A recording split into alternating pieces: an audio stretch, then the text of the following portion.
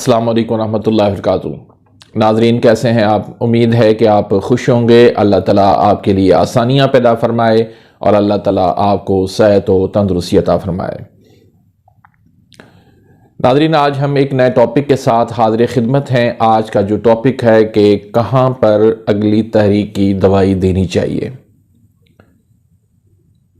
ناظرین میں نے پچھلے دنوں جو ویڈیوز بنائی ہیں اس کے اندر تحریک، تسکین، تحلیل کا صحیح جو مطلب ہے، جو صابر ملتانی رحمۃ اللہ علیہ نے اپنی کتابوں کے اندر بیان کیا ہے، بالکل عین اسی طرح سے بیان کرنے کی کوشش کی، جس میں نئے سیکھنے والے بھائیوں کو تو بہت اچھی اس میں معلومات ملی اور وہ بہت زیادہ خوش بھی ہوئے۔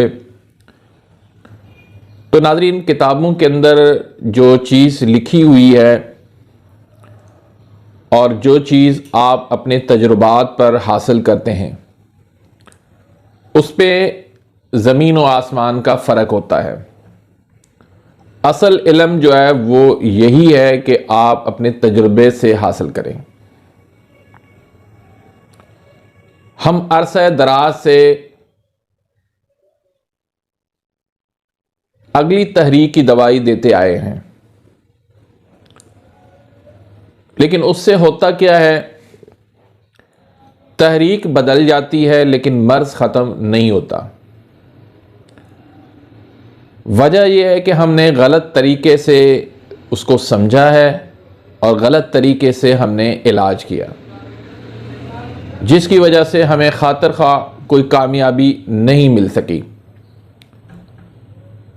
جب اللہ نے ہمیں علم دیا، ہمیں سمجھ دی، ہم نے اپنے تجربات پر ہم نے غور و فکر کیا، تو بات سمجھ میں آئی کہ تحریک بدلنے سے مرض ختم نہیں ہوتا، بلکہ جہاں تسکین ہے اس کی تسکین دور کر دی جائے، جہاں پر تحلیل ہے وہاں اس کی تحلیل ختم کر دی جائے تو مرض ختم ہو جاتا ہے۔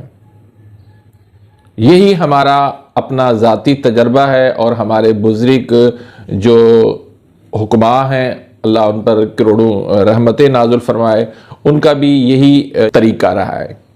اب سوال پیدا ہوتا ہے کہ کہاں پر جو ہے وہ اگلی تحریک کی دوائی دینی چاہیے۔ اب تحریک، تسکین اور تحلیل، اس پر میں پیچھے ویڈیوز کے اندر میں گفتگو کر چکا ہوں، آج اس پہ میں بات نہیں کروں گا، تو اس حوالے سے میری ویڈیوز موجود ہیں پہلے والی، تو وہ میں ڈسکرپشن کے اندر ڈال دوں گا، وہاں سے وہ آپ دیکھ لیجئے گا۔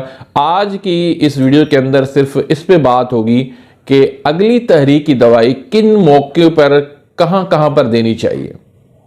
تو ناظرین رد الوزن نبض جو ہوتی ہے وہاں پر جو ہے آپ نے اگلی تحریک کی دوائی دینی ہے۔ اب رد الوزن کیا چیز ہے؟ یعنی جو مریض اپنے عمر کے حساب سے اپنی تحریک سے پیچھے ہو تو اس کو آگے والی تحریک کی دوائی دے کر اس کی اپنی تحریک پر اس کو لے آئیں، اس کی اپنی تحریک جو ہے مکمل کریں۔ اب ہمیں کیسے پتہ چلے گا کہ مریض کی اپنی تحریک کیا ہے اپنے عمر کے حساب سے؟ تو ناظرین اس کے لیے انسان کے 6 ادوار ہوتے ہیں پیدا ہونے سے لے کر مرنے تک، اور وہ ان سے گزرتا ہے۔ اب بچے کے 2 ادوار ہیں۔ پہلا دور جب بچہ دودھ پینا پیدا ہوتا ہے، دودھ پینے سے لے کر جب تک وہ دودھ پیتا رہتا ہے، یعنی 2 سال تک، پہلا دور یہ ہے۔ تو اس دور کے اندر بچے کی جو نبض ہوتی ہے وہ اعصابی غدی ہوتی ہے۔ اگر اس دور کے اندر بچے کی اعصابی غدی نبض ہے تو بچہ انشاءاللہ ٹھیک ہے، اس کے اندر کوئی مرض نہیں ہے، کوئی بیماری نہیں ہے۔ لیکن اگر اس نبض کے اندر شدت آ جاتی ہے یا وہ اگلی تحریک میں چلا جاتا ہے یا پچھلی تحریک کے اندر ہے تو اس کو اپنی تحریک پر لے آئیں۔ یہاں پر جو ہے آپ نے اگلی تحریک کی دوائی دینی ہے، یعنی اس کی تحریک پر اس کو لے کر آنا ہے جہاں پر بھی ہے۔ یہ دوسرا جو دور ہوتا ہے وہ ہوتا ہے 2 سال سے لے کر 10 سال کی عمر تک۔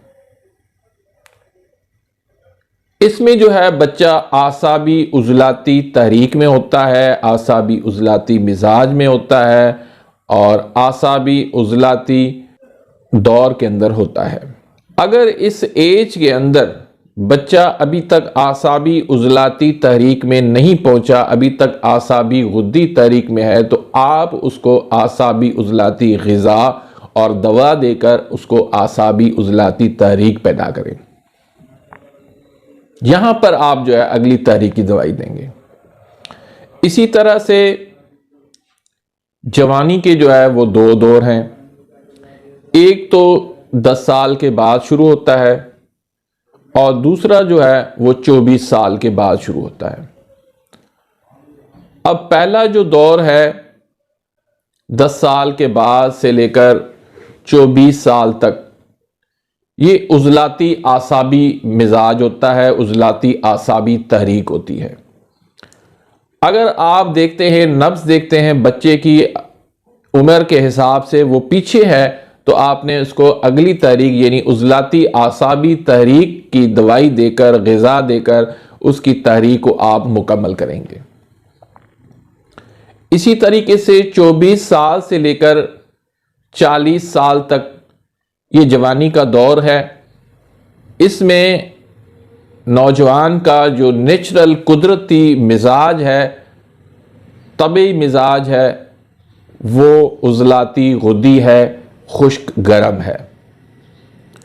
اگر آپ کے پاس مریض آتا ہے، آپ نے اس کی نبض دیکھی، آپ سمجھتے ہیں کہ اس کو عضلاتی غدی تحریک میں ہونا چاہیے، لیکن یہ ابھی تک عضلاتی اعصابی میں ہے یا اعصابی عضلاتی میں ہے، تو اس کو آپ نے اگلی تحریک کی دوائی دے کر اس کو عضلاتی غدی تک پہنچانا ہے۔ یہ ہے اگلی تحریک کی دوائی دینا۔ اسی طرح عورت کی جو تحریک ہوتی ہے وہ غدی عضلاتی ہوتی ہے۔ آپ کے پاس آئی، آپ نے دیکھا کہ اس کی نبض جو ہے وہ عضلاتی غدی چل رہی ہے۔ اب یہاں پر آپ نے اس کو اگلی تحریک کی دوائی دے کر آپ نے اس کی تحریک مکمل کرنی ہے، غدی عضلاتی تحریک بنانی ہے۔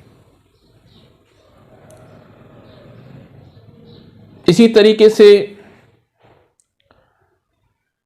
ایک عورت ہے، وہ جب حمل سے ہوتی ہے تو اس کی تحریک عضلاتی غدی ہو جاتی ہے، اور پھر جب وہ بچہ جنتی ہے اور دودھ پلاتی رہتی ہے تو اس کی تحریک غدی اعصابی ہوتی ہے۔ تو جب آپ کے پاس آئے، آپ یہ چیز دیکھ لیں کہ اس کی تحریک غدی اعصابی ہونی چاہیے، بچہ اس کو دودھ پلا رہی ہے لیکن وہ غدی اعصابی نہیں ہے، تو آپ اس کے اندر غدی اعصابی تحریک پیدا کریں، اس کی اگلی تحریک کی دوائی آپ دیں۔